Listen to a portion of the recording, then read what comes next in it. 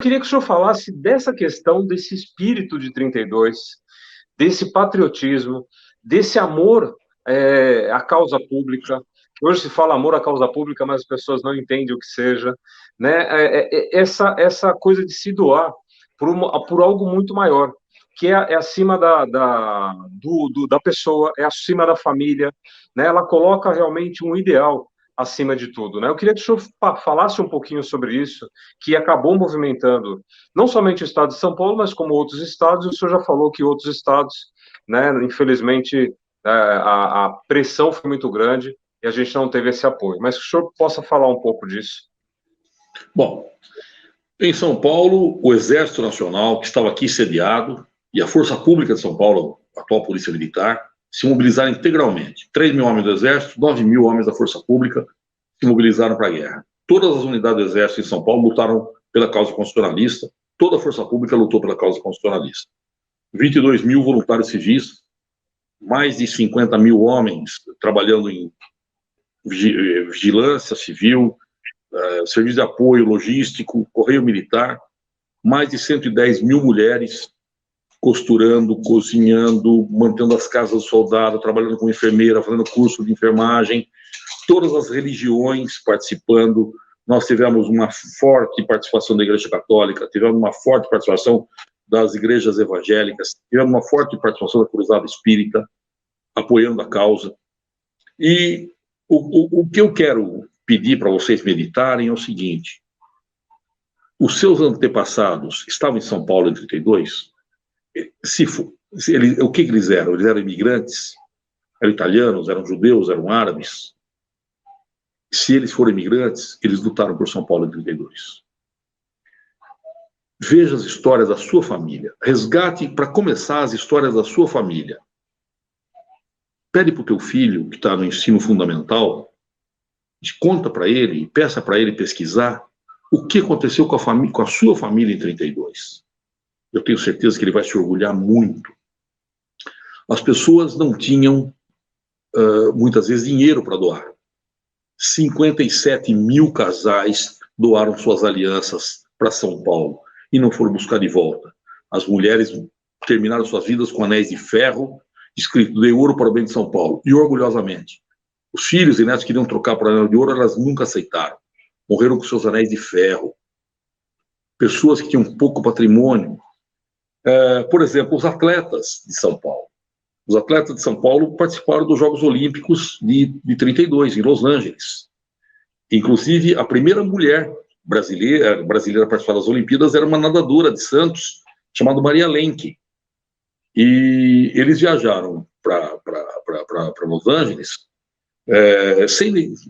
O Brasil estava quebrado financeiramente em 32, então o chefe do governo provisório cedeu um navio do Lloyd brasileiro e café para eles tentarem vender nos portos e trocar para fazer dinheiro para a delegação. Não conseguiram vender nada, eles eram melhor atletas que comerciantes, e ao passar no canal do Panamá, se fosse um navio militar, o navio passaria de graça. Se fosse um navio civil, tinha que pagar uma nota grande.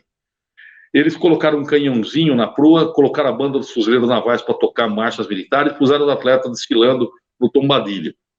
Os americanos que gerenciavam o canal acharam maravilhoso aquilo, acharam de uma criatividade incrível, mas cobraram a taxa para o navio passar. Resultado, quando chegou na costa oeste americana, só 17 atletas puderam desembarcar, entre os quais Maria Lenk, para competir. Os demais permaneceram a bordo, porque não tinha dinheiro para pagar a taxa de desembarque. E chegou a eles uma notícia de que havia uma guerra civil no Brasil, que São Paulo tinha se levantado contra a ditadura. E aí os cariocas, muito gentilmente, convidaram os colegas paulistas para ficar no Rio enquanto a guerra acontecia. Quando eles estavam voltando ao Brasil, falaram: não, fica com a gente em casa aí até acabar a guerra. Os paulistas não.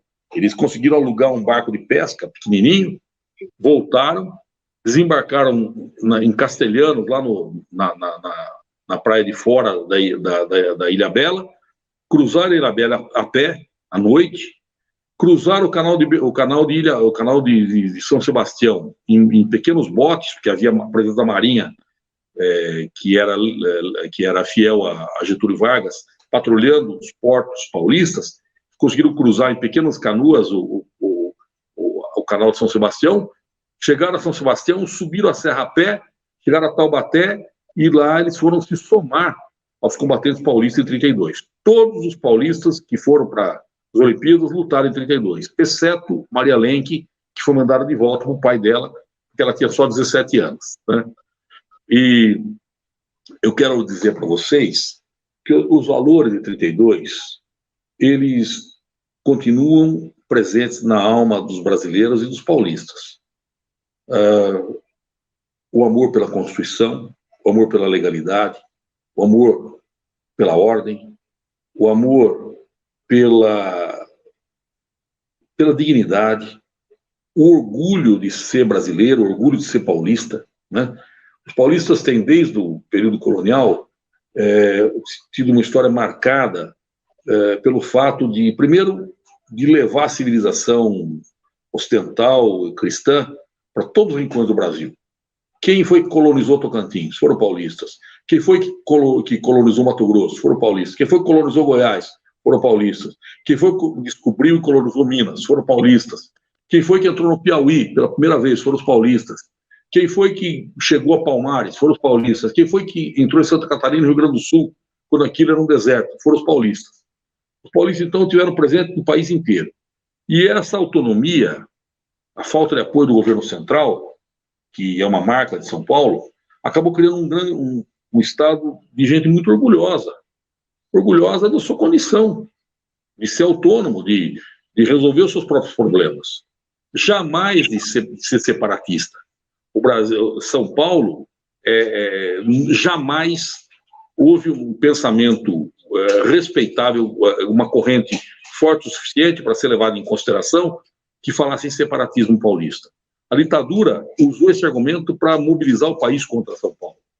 Mas São Paulo jamais quis separar do Brasil. E a bandeira paulista mostra isso. A nossa bandeira tem listas brancas e negras, o dia e a noite. Ela tem um cantão vermelho, um círculo branco e um mapa do Brasil. É a única bandeira estadual que tem o mapa do Brasil. Aquele círculo indica proteção, defesa. Tem 4 estrelas douradas, os pontos cardeais, e aquele campo vermelho. Dia e noite, os paulistas defendem o Brasil em todas as direções, se for necessário com o sacrifício da própria vida. E o Brasão de Armas de São Paulo, que foi aprovado em agosto de 32, em pleno fragor da guerra constitucionalista, aprovado pelo governador Pedro Toledo, traz na sua faixa embaixo dele, no seu listel, a frase "Pro Brasília fiat eximia". Pelo Brasil sejam feitas coisas grandiosas. Na versão original do grande artista plástico e historiador José Vasti Rodrigues, a frase original era "Pro São Paulo fiat eximia". Por São Paulo sejam feitas coisas grandiosas. Pedro Toledo mandou mudar.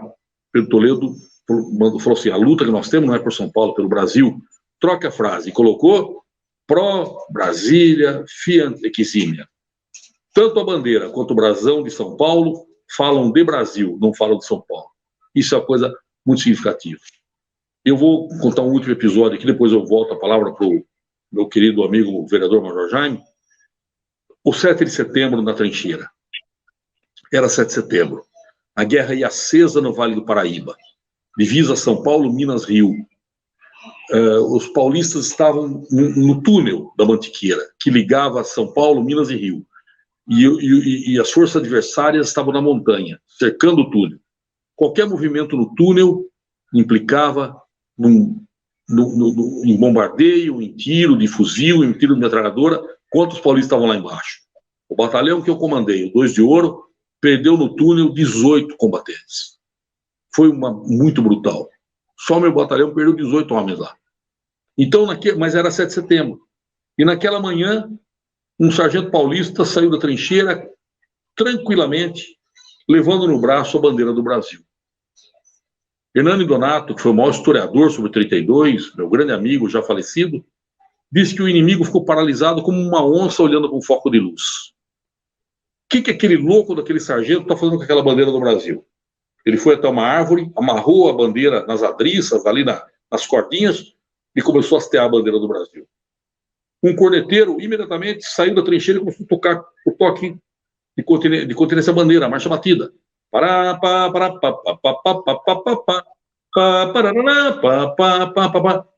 Todas as trincheiras paulistas, sem que ninguém comandasse, se levantaram em continência bandeira. E naquele momento, as trincheiras adversárias também se levantaram em continência bandeira.